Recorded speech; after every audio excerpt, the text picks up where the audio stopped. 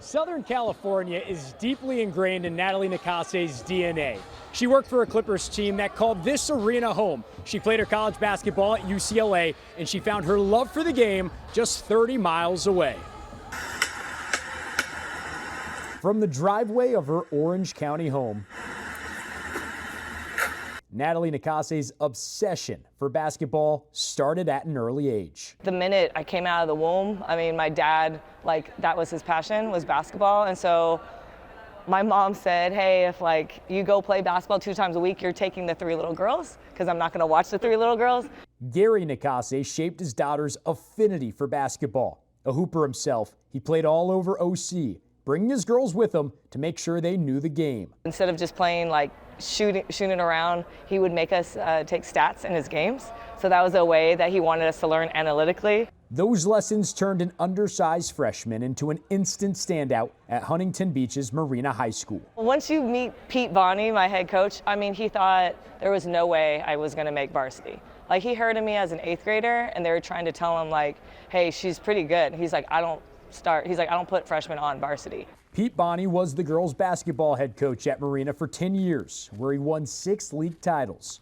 He had coached the older Nakase sisters and heard the hype about Natalie. Everybody said, you're getting this really great point guard. And I said, well, I'll believe it when I see it. Bonney had never allowed a freshman on varsity until her first practice. I think I spent 30 minutes on that JV court until he was like, okay, now he's like, let's see it. And I watched for about 45 seconds.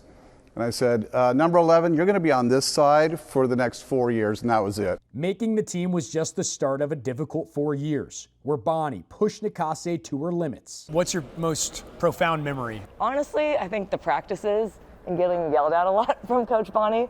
My high school coaches were tough. Nakase was named the Orange County Player of the Year and led the Vikings to their first ever CIF section title in 1998. For me, it was all about winning championships. I'd rather win and not be, an all-star or MVP. That to me meant more. How important was she to that 98 team?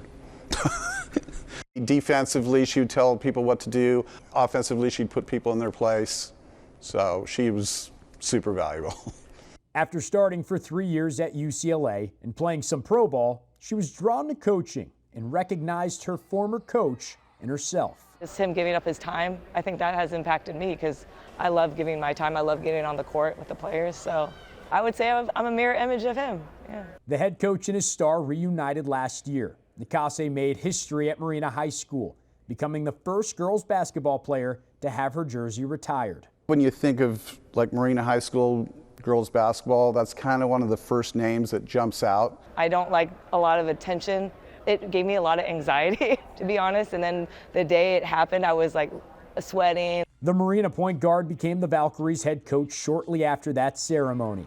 She's left a legacy where it all began and has become a hero to every Orange County girls basketball player who wants to be like her. I would never have thought that just going after my passion and falling in love with my passion and doing it as a job would ever inspire people.